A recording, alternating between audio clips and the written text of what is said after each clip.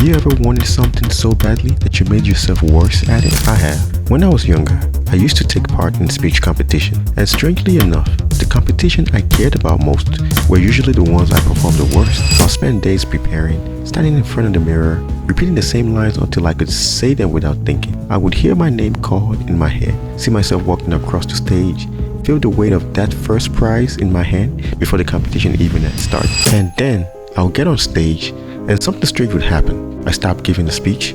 I started watching myself give the speech. Suddenly, I wasn't thinking about what I wanted to say. I was thinking about whether I sounded confident, whether my hands were shaking, whether the person in the front row could tell I was nervous. The more I wanted to win, the harder it became to just speak. I wasn't afraid of giving the speech. I was afraid of what would happen if I failed. Once that happened, the competition stopped being about speaking. It became about protecting myself from disappointment. Every word I said on that stage carried the weight of the result behind it. And that weight is not something you can rehearse your way out of. I started seeing it everywhere else. Conversations became harder when I needed people to like me.